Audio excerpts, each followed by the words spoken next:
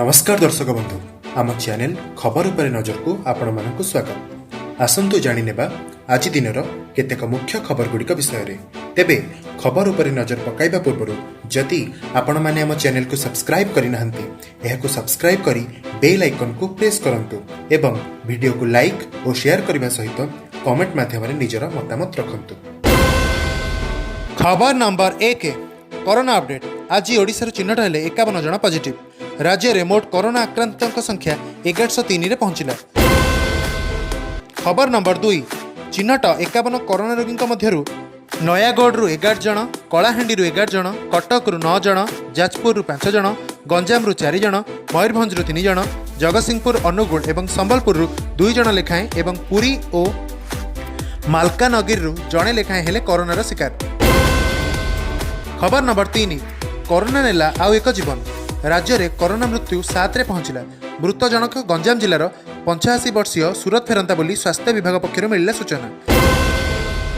खबर नंबर 4 आज सुस्थ हेले आउ 50 कोरोना आक्रांत। सर्वाधिक गंजाम जिलूर 22 जन रोगी हेले सुस्थ। राज्य में मोट सुस्थ रोगी संख्या 393 छुईला। खबर नंबर 5 राजधानी भुवनेश्वर में खोलिला सेलून, स्पा एवं ब्यूटी पार्लर। बीएमसी जारी कला नुआ गाइडलाइन। मास्क, सैनिटाइजर एवं सामाजिक दूरत्व रखी कार्य करने को निर्देश। खबर नंबर 6 सामुद्रिक महाबात्या अम्फान रे अधिक क्षतिग्रस्त हेले राज्यर बालेश्वर जिला। अणालबेटी ब्लॉक रे 44 लाख जनसाधारण हेले प्रभावित। राज्य में समुदाय 6 जन हराइले प्राण। खबर नंबर 7 अम्फान प्रभावित अंचल गुड़िकर आकाश मार्गरू समीक्षा कले मुख्यमंत्री नवीन पट्टनायक। 72 घंटा मध्य विद्युत सरबराह एवं पुनरुद्धार कार्य हेब शेष कहिले मुख्यमंत्री नवीन पट्टनायक।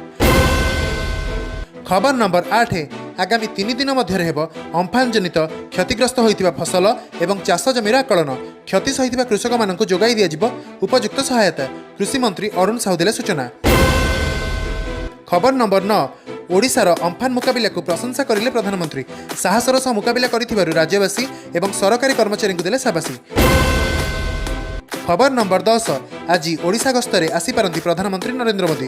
करिबे अम्फान क्षतिग्रस्त 4 जिला बालेश्वर, भद्रक, जगतसिंहपुर और केन्द्रापड़ा परिदर्शन। खबर नंबर 11 पश्चिमबंग में अम्फान विभीषिका नेला 72 जनक जीवन। व्यापक क्षयक्षति सह बहु मानव संबल करिला ध्वंस। खबर नंबर 12 अम्फान पर स्थिति मुकाबिला पश्चिमबंग को सहायतार हाथ बढ़ाइला ओडिशा। मुख्यमंत्री नवीन पट्टनायक ओडिशा मुख्य सचिव को देले निर्देश। खबर नंबर 13 बात्या अम्फान को नहीं सठिक आकलन करथिले भारतीय पाणीपाग विभाग। सतर्कता पाई हेला कम जीवन हानि। भारतीय पाणीपाग विभाग निर्देशक मृत्युंजय महापात्र देले सूचना। खबर नंबर 14 ट्रेन जोगे ओडिशा फेरिले आउ 59 प्रवासी। राउरकेला स्टेशन में ओह्लाइले समस्त प्रवासी। एमानक मध्यरु 44 जन देवगढ़र, 13 जन सुंदरगढ़र एवं 2 जन झारसुगुड़ार बासिंदा अटंती। खबर नंबर 15 जून 1 तारिख समग्र देश में हेब 200 ट्रेन चलाचल। आरंभ है ऑनलाइन टिकेट बुकिंग। खबर नंबर 16 सावित्री व्रत जाजपुर बिरजा मंदिर में लगिला 144 धारा। जन समागम को लक्ष्य रखी जिलापाल नेले पदक्षेप। खबर नंबर 17 मे 26 रु पुनर्बार आरंभ होगा मैट्रिक परीक्षा खाता मूल्यांकन। अम्फान प्रभाव निगला पदक्षेप। जुलाई मास शेष सुधा प्रकाश पाइब मैट्रिक परीक्षा फल। खबर नंबर 18 बेंगालुरु शुभिथिबा प्रचंड शब्द रहस्य उपर उठिला परदा। वायुसेनार सुपरसोनिक विमानर परीक्षामूलक उड़ाण जोगु शुणिबाकु मिलिथिला ही प्रचंड शब्द प्रकाश करिले वायुसेना मुखपात्र। खबर नंबर 19 कोरोना मुकाबिला सहायतार हाथ बढ़ाइले बॉलीवुड अभिनेता फरहान अख्तर। साहाय्य करिले 10,000 पीपीई किट। खबर नंबर 20 अगस्ट शेष हेब भारत एवं दक्षिण आफ्रिका मध्य 3टी T20 क्रिकेट मैच। कोरोना परिस्थिति साजिपारे बाधक।